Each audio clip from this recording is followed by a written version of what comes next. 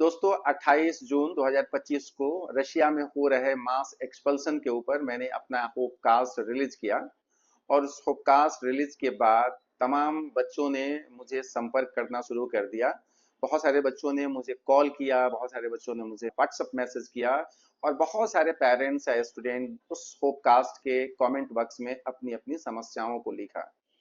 उन कॉल्स या मैसेजेस या कमेंट्स को अगर पूरी तरह से आप पढ़ें और देखें तो उसमें से एक बात जो महत्वपूर्ण निकल के आता है, जो बच्चों के साथ जो मास एक्सपल्शन किया जा रहा है या सेल्फ एक्सपल्शन लेटर पे साइन करने के लिए बोला जा रहा है, और उनके सामने एक ऐसा अंधेरा है कि वो ट्रांसफर ले या घर वापस आए। तो सबसे ज्यादा जो सवाल थे वो सवाल था ट्रांसफर को लेके कि क्या ट्रांसफर लेना वैलिड है, क्या ट्रांसफर हम ले सकते हैं, क्या रशिया को छोड़ के हम दूसरे कंट्री में अगर जाते हैं और वहां से पढ़ाई करके अपनी एमबीबीएस की डिग्री पूरी करके अगर हम इंडिया वापस आते हैं तो क्या वैसी सिचुएशन में हमारी डिग्री वैलिड होगी या नहीं होगी। नमस्कार, मेरा नाम दीपेन चौबे है। हो कंसल्टेंट के इस नए वीडियो में आपका फिर से स्वागत है। अगर इस चैनल पे आप पहली दफा है तो इस चैनल को सब्सक्राइब कर लें और अगर वीडियो अच्छा लगे तो अपने ग्रुप में अपने फ्रेंड्स को शेयर कर दें कि इंफॉर्मेशन उनके पास तक भी पहुंच पाए। दोस्तों, जो आज हम इस टॉपिक पे बात करने जा रहे हैं काफी महत्वपूर्ण टॉपिक है। और जो मास एक्सपल्शन रशिया में हुआ है उस पे जो मैंने वीडियो बनाया उस पे तमाम तरह के जो लोगों ने कमेंट्स किए, लोगों ने मुझे मैसेज किए, छात्रों ने मुझे फोन भी किया। सबसे महत्वपूर्ण उसमें सवाल था ट्रांसफर। तो आज हम इस वीडियो में पूरी ट्रांसफर का हिस्ट्री से लेके at present government of India और मेडिकल काउंसिल का क्या रुख रहा है, कोर्ट का इसमें अलग अलग समय पे क्या रुख रहा है, और क्या आपका ट्रांसफर वैलिड है या नहीं है, इसमें हम लोग विस्तार से बातचीत करेंगे। और इस वीडियो के अंत तक आप बने रहिए, तभी आप जाके समझ पाएंगे कि ट्रांसफर सच में इंडिया में वैलिड है या नहीं है। तो शुरू करते हैं ट्रांसफर के इतिहास से। थोड़ा सा हिस्ट्री आप जान जाएंगे तो ट्रांसफर कब वैलिड था, कब वैलिड नहीं हुआ, कब फिर वैलिड किया गया, कब फिर उसको रोक दिया गया, और किन किन कंडीशंस में ट्रांसफर वैलिड किया गया था, और फिर उसको क्यों एनएमसी मानने से इनकार कर गई। ये तमाम तरह इस की बातें इस वीडियो में हम लोग करेंगे। मुख्य तौर पे 2002 के बाद स्क्रीनिंग टेस्ट रेगुलेशन आने से पहले बच्चे अलग अलग देश में पढ़ते थे। खास करके 2002 से पहले जो मैक्सिमम बच्चे पढ़ने जाते थे वो रशियन फेडरेशन के कुछ कंट्रीज में जाते थे, वहां से वो पढ़ाई करते थे। और उस समय ट्रांसफर काफी आम बात थी, और उस समय ना कोई एलिजिबिलिटी तय हो पाता था कि बिना बायो के भी बच्चे पढ़ने चले जाते थे। ये सबको देखते हुए सारी एक कमिटी गवर्नमेंट बनाती है, और उसको तत्कालीन जो एमसीआई के चेयरमैन थे चेतन देसाई, मेरे ख्याल से, मैं अगर सही से उनका नाम याद कर पा रहा हूँ, उनके नेतृत्व में एक कमिटी बनती है, वो रशिया जाती है। वो जब रशिया में जाते हैं तो रशिया में जो एमबीबीएस की दुर्दशा था और जो बच्चों के साथ दुर्दशा हो रही थी उसका उन्होंने स्टडी किया, बहुत सारे कॉलेजों को घूमा। और उसके बाद वहां से जब वो वापस इंडिया आते हैं तो गवर्नमेंट ऑफ इंडिया को एक रिकमेंडेशन देते हैं। उस समय तक रशिया के अंडर ग्रेजुएट और पोस्ट ग्रेजुएट दोनों डिग्रियां इंडिया में रिकॉग्नाइज थी। तो जब मेडिकल काउंसिल ऑफ इंडिया का विजिट के बाद जब गवर्नमेंट को एक रिपोर्ट दिया गया, उस रिपोर्ट में ये बताया गया कि रशिया में जिस तरीके से एमबीबीएस की पढ़ाई कराई जा रही है और जिस तरह से इंडियन बच्चों का वहां पे एडमिशन हो रहा है, इसको देखते हुए, वहां के क्वालिटी एजुकेशन को देखते हुए कि किस तरह से बदतर स्थिति है वहां पे, और सिर्फ वहां से बच्चे डिग्री लेके आ रहे हैं, और ऐसी स्थिति में अगर गवर्नमेंट ऑफ इंडिया या तत्कालीन मेडिकल काउंसिल ऑफ इंडिया उस देश की डिग्री को इंडिया में रिकॉग्नाइज कर दे रही है तो ये हमारे हेल्थ सिस्टम के साथ बहुत बड़ा खिलवाड़ होगा। तो जब गवर्नमेंट को इस रिपोर्ट का दिया गया, इस रिपोर्ट में एक बात और अहम बातें कही गई कि क्यों ना हम अब्रॉड एजुकेशन को रेगुलेट करने के लिए कोई रेगुलेशन बनाए। तो ये तमाम तरह के जो रिपोर्ट थे उसमें, उसका जब गवर्नमेंट ने स्टडी किया, जो एक्सपर्ट कमिटी बनी थी उन्होंने सबके साथ मिलके इस रिपोर्ट को स्टडी किया, अध्ययन किया। उसके बाद गवर्नमेंट ये दो चीजों पे अपना जो डिसीजन था फाइनलाइज किया कि पहला 1999 के बाद से रशिया का कोई भी यूजी और पीजी डिग्री इंडिया में रिकॉग्नाइज्ड नहीं होंगे। दूसरा कि एमबीबीएस अब्रॉड जो इंडियन स्टूडेंट इंडिया से बाहर जाके पढ़ाई कर रहे हैं मेडिसिन की, एमबीबीएस की, उनको रेगुलेट करने के लिए एक रेगुलेशन बनाया जाए। और 2002 में उस रेगुलेशन को इम्प्लीमेंट किया गया और उस रेगुलेशन का नाम पड़ा, जो आप जानते हैं, स्क्रीनिंग टेस्ट रेगुलेशन 2002। 2000 के बाद बहुत सारे तमाम देशों के रास्ते खुल गए, अलग अलग देशों में बच्चे जाने लगे, नेपाल में बच्चे जाने लगे, बांग्लादेश भी बच्चे जा रहे थे। उसके बाद रशिया जो विघटन हुआ, रशिया जब जब यूएसएसआर से टूटा, उसके बाद अलग अलग कंट्री की बात मैं कर रहा हूँ, वहां पे भी बच्चे जाके पढ़ने लगे। 2002 के बाद बहुत सारे बच्चों ने ट्रांसफर लिए थे।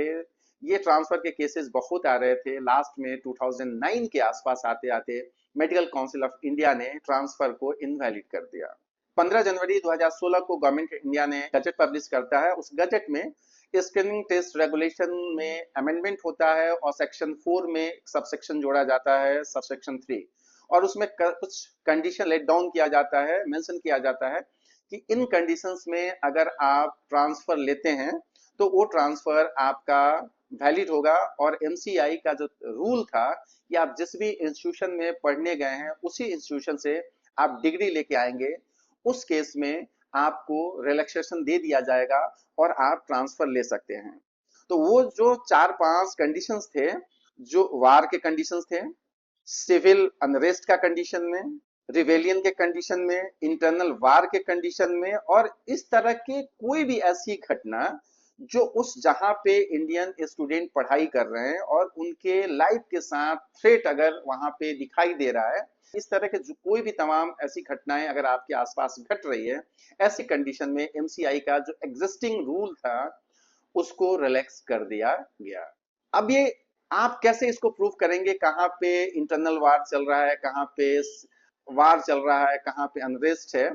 इसके लिए उस गजट में बताया गया कि जब वहां पे इंडियन एम्बेसी अगर भारत सरकार को ये सूचना देती है कि इस देश में ये कंडीशंस, जिस कंडीशन को मैंने जिक्र किया, ये सारे कंडीशंस में से कोई एक कंडीशन आ गया है और उससे वहां पढ़ रहे भारतीय छात्रों को परेशानी हो रही है और उनका जीवन खतरे में है, लाइफ थ्रेट में है, अगर इस तरह का इंफॉर्मेशन इंडियन एम्बेसी भारत सरकार को देती है, इस केस में भारत सरकार ट्रांसफर के रूल था उसमें रिलैक्सेशन ला सकता है। तो उस दौरान रशिया में एक घटनाक्रम भी घटा था, कुछ एरिया था जहां पे उस समय भी छोटा सा यूक्रेन और रशिया का वार हुआ था, वहां पे एक दो कॉलेजेस थे जहां पे वार जोन में आ गए थे और इंडियन एम्बेसी ने इसको लिखा भारत सरकार को। उस केस में 2016 में इसका रिलैक्सेशन मिला था और मेरे ख्याल से वो वार 2014 या 15 के बीच में रशिया के एक हिस्से में हो रहा था। अब जो रशिया में मास एक्सपल्शन हो रहा है अलग अलग कॉलेजों में, और उन बच्चों को बताया जा रहा है कि आप ट्रांसफर कर लीजिए, ट्रांसफर वैलिड हो जाएगा, तो यहाँ पे थोड़ा देर आप रुकिए और समझने की कोशिश कीजिए कि क्या आपका ट्रांसफर सच में वैलिड हो रहा है। फिर 2016 के बाद बहुत सारे बच्चों ने ट्रांसफर लिया जो रशिया में पढ़ाई कर रहे, लेकिन उसके साथ साथ ऐसे कई कंट्री में जो पढ़ रहे बच्चे थे वो भी ट्रांसफर ले लिए। 30 जनवरी 2018 को सुप्रीम कोर्ट ने एक केस के डिसीजन में क्या बोला, एक ट्रांसफर को लेकर चैलेंज किया गया था सुप्रीम कोर्ट में कि जो स्क्रीनिंग टेस्ट रेगुलेशन का सेक्शन 4(3) है, ये डिस्क्रिमिनेटरी है, ये वायस्ड है और हमें ट्रांसफर अलाउ किया जाए, ये मेरा नेचुरल राइट है, ये मेरा एजुकेशनल राइट्स है, ये मेरा ह्यूमन राइट्स है। सुप्रीम कोर्ट ने इस मामले को सुना और वो जो सेक्शन 4 सबसेक्शन 3 को जो अमेंडमेंट किया गया था 2016 में, और उसके बिहाफ पे कहा गया था कि हमारा भी ट्रांसफर आप वैलिड कीजिए, सुप्रीम कोर्ट ने इसको नहीं माना और इस पिटीशन को क्वेश्चन कर दिया। ये सारी सिलसिला चल रही थी। तब तक 2021 में नेशनल मेडिकल कमीशन ने, जब स्क्रीनिंग टेस्ट रेगुलेशन 2021 में आया, उसके कुछ साल बाद ही रशिया और यूक्रेन का वार शुरू हो जाता है और तकरीबन 18,000 प्लस स्टूडेंट को ऑपरेशन गंगा चला के वहां से रेस्क्यू किया गया। आप और हम सब इस घटना से वाकिफ हैं।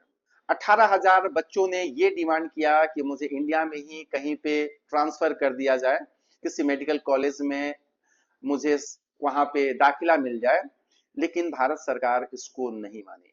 उस केस में काफी हंगामा हुआ, कई एक्टिविस्टों ने इसके बारे में एनएमसी से मिले, कई लोगों ने हेल्थ मिनिस्ट्री में मिला, कई लोगों ने एक्सटर्नल मिनिस्ट्री से भी बातचीत की। बहुत सारे ऐसे एक्टिविस्ट मिले जो पीएमओ का हजारों हजारों पेज की चिट्ठियां लिखी कि इन बच्चों का फ्यूचर कैसे सेव होगा। एनएमसी ने कुछ भी सुनने से मना कर दिया। यहाँ तक कि कई स्टेट्स के चीफ मिनिस्टर भी इसके ऊपर बोले कि जो यूक्रेन से बच्चे वापस आए हैं, जिसको वहां से रेस्क्यू करने के लिए भारत सरकार ने ऑपरेशन गंगा चलाया, तो क्या भारत सरकार उन स्टूडेंट को इंडिया में कहीं एडजस्ट नहीं कर सकती है?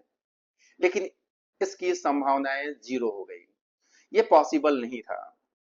लड़कों ने भी, स्टूडेंट्स ने भी, कई जो एक्टिविस्ट थे इन्होंने भी काफी प्रोटेस्ट किया, एनएमसी के गेट के सामने प्रोटेस्ट हुआ, कुछ लोगों ने दिल्ली के जंतर मंतर पे भी अपना प्रोटेस्ट किया, लेकिन भारत सरकार इससे टस से मस नहीं हुई।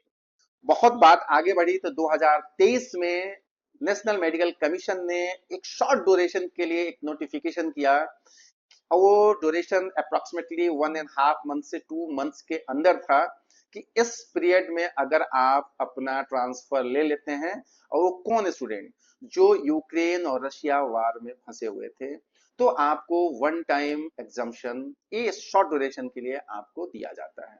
उस ड्यूरेशन में अगर आप ट्रांसफर लिए हैं, वो ट्रांसफर वैलिड होगा।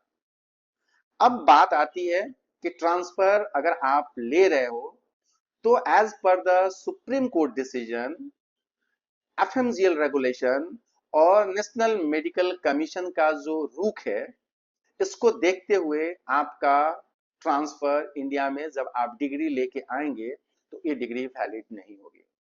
और आपके पास एकमात्र विकल्प है, जो रेगुलेशन है वो क्या कहता है, उसके आधार पे ही आप अपना डिसीजन लें, आपको ट्रांसफर लेना है या नहीं लेना है।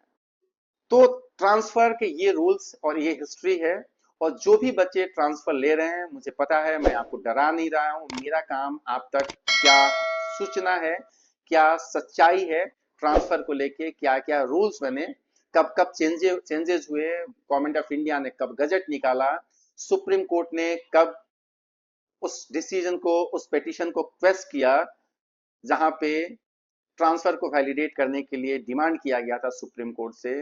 और रशिया यूक्रेन वार होते होते एनएमसी का, नेशनल मेडिकल कमीशन का क्या रुख रहा ट्रांसफर के ऊपर, क्या एग्जम्पशन दिया एनएमसी ने, उसके बारे में हमने आपसे इस वीडियो में जिक्र किया। और मेरा कोशिश इस ट्रांसफर पे ये भी रहेगा कि जो लोग ट्रांसफर को लेके लड़ाई लड़ रहे थे यूक्रेन रशिया वार में, उनको भी मैं अपने पॉडकास्ट में बुलाऊं, और एक लंबा चर्चा हो, एक लंबी डिस्कशन हो, एक लंबी डिबेट हो। और अगर आपके पास ट्रांसफर से रिलेटेड अगर कोई बता रहा है कि ये ट्रांसफर वैलिड है या ये ट्रांसफर आप करवा सकते हैं, उनसे पूछिए किस डॉक्यूमेंट के तहत आप ये बता रहे हैं। आप फंसे हैं, मुझे पता है, आप अपने 4 साल अपने उम्र के, ये गोल्डन चांस है जहां पे आप एक सपना लेके गए थे, वो सपना बिखर रहा है, इसका दोषी कौन है आप तय कर लीजिए।